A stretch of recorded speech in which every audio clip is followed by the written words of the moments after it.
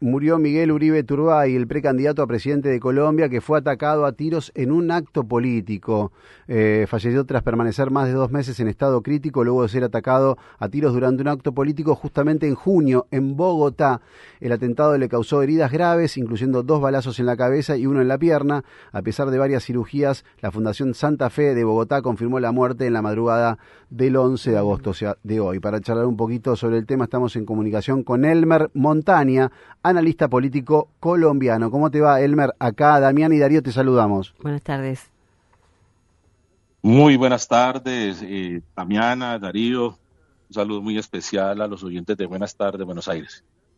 Bueno, queríamos consultarte cómo han tomado esta noticia, si la esperaban, si por el estado en que estaba Miguel Uribe Turbay esperaban este desenlace o si lo sorprendió. Bueno, muy lamentable la muerte de Miguel Uribe Turbay. Fue víctima de un atentado. Ya se sabe que fue cometido, al parecer, por orden de las disidencias de uno de los movimientos que todavía se encuentran inmersos en este conflicto interno en nuestro país, una disidencia de las FARC. Uh-huh. Ese atentado, pues obviamente generó una enorme conmoción en nuestro país, pero déjeme decirle que pese a, digamos, una narrativa que de alguna manera comenzó a tejerse de la derecha en el sentido de que Miguel Uribe Turbay podía recuperarse de un momento a otro, que iba a producirse una especie de milagro que lo iba a salvar de este atentado. Los informes que se conocían en relación con su estado de salud era que era supremamente grave. De hecho, unas fotografías que se publicaron hace más de una semana, que era simplemente una fotografía de su mano izquierda, de acuerdo con algunos neurólogos, indicaba un rictus en esa mano que es propio de las personas que tienen daño cerebral grave. Digamos que no sorprendió, para decirlo de alguna manera, el fallecimiento de Miguel Uribe. Lo que sí sorprendía, déjeme decirle, era el manejo que los sectores de derecha le dieron a la condición médica de Miguel Uribe, digamos, creando la falsa esperanza de que en cualquier momento se iba a levantar de su lecho de enfermo, iba a continuar con su actividad política, al punto que en las encuestas que elaboraba el partido político Centro Democrático, el cual hace parte Miguel Uribe, pues lo ponían a encabezar precisamente ese tipo de consultas, a sabiendas, vuelvo y repito, de que su estado era realmente grave. Algunos dicen que inclusive pudo haber ingresado con muerte cerebral después del atentado, pero bueno, eso digamos, al margen de esa circunstancia, no sorprendió el hecho de que hubiera fallecido finalmente como consecuencia de las graves heridas que recibió durante ese atentado. Totalmente. Bueno, ¿y qué piensan que puede ocurrir a partir de esto? Bueno, primero hay que mirar el contexto y como el propósito de ese atentado y lo que hoy no pudiera leer a partir de los hechos que se sucedieron. Es evidente que esto hace parte de un libreto que podía interpretarse de manera muy fácil. En primer lugar, el hecho era atentar contra la vida de Miguel Uribe en momentos en que el clima político en Colombia está supremamente polarizado. El propósito, el objetivo que buscaban los autores de este hecho, por supuesto, era generar un clima no de malestar, sino desestabilización, ¿no? Desestabilizar. Una situación de desestabilizar el país. Seguidamente, pues lo que ellos buscaban era que, como en efecto ocurrió, salieran los grupos de derecha a señalar, a responsabilizar al presidente Gustavo Petro de la autoría del hecho, cosa que sucedió de manera casi inmediata. Inclusive los otros precandidatos del Centro Democrático, porque Miguel Uribe no era candidato del Centro Democrático, era un precandidato que estaba disputándose con otros, quién iba a ser el que iba por esa colectividad a representarlos en la contienda electoral para la presidencia de la República. Entonces, inmediatamente salieron los mismos precandidatos a señalar al presidente Gustavo Petro y al progresismo de la autoría del homicidio. Y 3 días después, el día martes, El atentado ocurrió un día sábado, el día martes se sucedieron en el departamento del Valle del Cauca y Cauca un total de 24 atentados terroristas, imagínense ustedes, 24 atentados terroristas en menos de 3 horas. Así se maneja habitualmente, perdón, así, para entender, ¿no? ¿Así se maneja más la política en Colombia?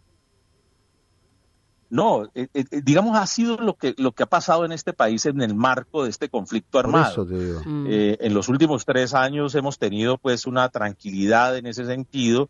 El gobierno nacional ha estado en el propósito de llevar a cabo un proceso de paz con los grupos alzados en armas en el marco de una política que se conoce como la política de paz total, obviamente con muchísimas dificultades, pero volviendo al tema, imagínense ustedes 24 atentados casi simultáneos, eso no se prepara de la noche a la mañana, eso no son cosas que la van a preparar de un día para otro, eso demuestra que había una estrecha coordinación entre los que cometieron estos atentados y los que llevaron a cabo el ataque contra Miguel Uribe.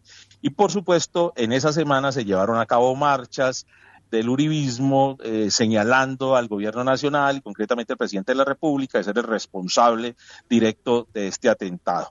Por fortuna, como el precandidato no falleció como consecuencia del atentado, no lograron crear el clima de desestabilización que ellos buscaban.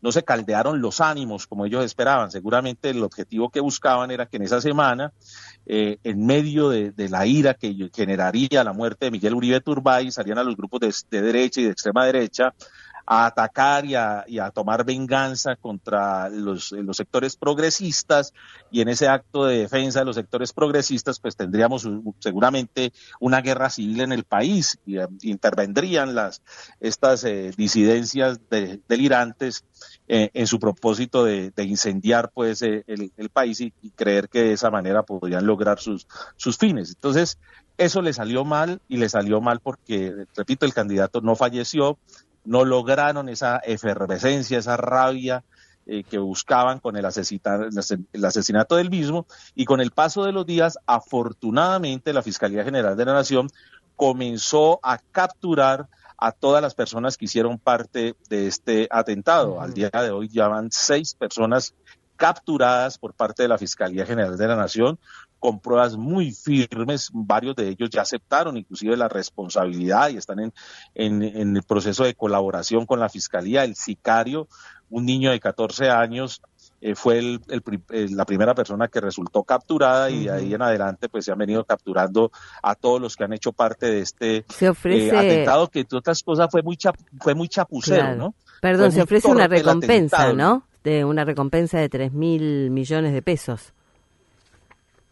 Claro, pero mire usted que no fue ni siquiera la recompensa lo que motivó o lo que trajo como consecuencia la captura de los autores del hecho, sino la cantidad de cabos sueltos que dejaron en la preparación y en la ejecución del delito, que fue lo que le permitió a la Fiscalía muy rápidamente reconstruir el itinerario de todos los que allí participaron y después darles captura. Eso demuestra que el atentado fue realmente muy torpe, muy chapucero, y que finalmente pues está direccionado a establecer que la probable responsabilidad esté en cabeza de estas disidencias de las FARC. Claro, seguramente. La verdad que vamos a seguir de cerca el tema. Elmer, es preocupante, la verdad. Me imagino que los candidatos a presidente deben estar con un miedo bárbaro, salir a hacer un acto, ¿no? La seguridad se habrá reforzado y todo debe ser un clima como de mucha tensión y mucho miedo también, me parece, ¿no?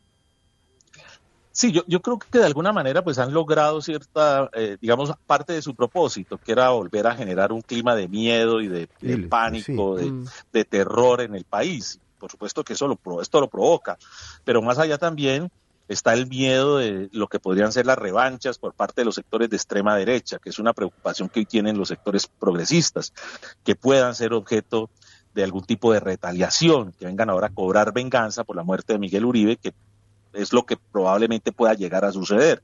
Por eso el llamado que se está haciendo de diversos sectores del país, y el llamado que se hace también desde la comunidad internacional, es a desescalar este lenguaje de odio que hoy desafortunadamente es lo que caracteriza la política interna en nuestro país.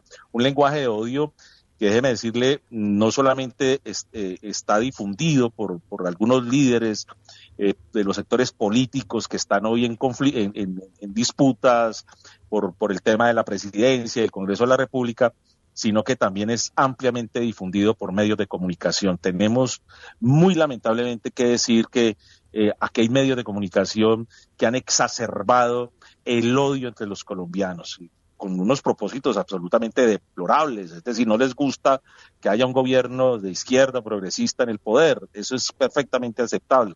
Lo que resulta inexcusable es ese lenguaje de eliminación del contrario, en donde no hay ninguna posibilidad del diálogo, donde hay un desconocimiento un totalitarismo total del otro. Exacto, y simplemente con el propósito de eliminarlo de cualquier manera. Claro. Y eso es lo que hoy vemos en Colombia y lo que está llenando el corazón de muchísimas personas y que es, digamos, lo que nos preocupa, que pueda llevarnos finalmente a confrontaciones todavía mucho más graves.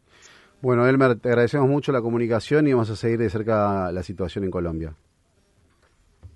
No, muchísimas gracias a ustedes por preocuparse por lo que está sucediendo en nuestro país. Muchísimas gracias y un abrazo grande. Un abrazo grande. Elmer Mortani, analista político de Colombia. Hoy murió Miguel Uribe Turbay, el precandidato a presidente de Colombia, que había sido atacado a tiros en un acto político hace 2 meses.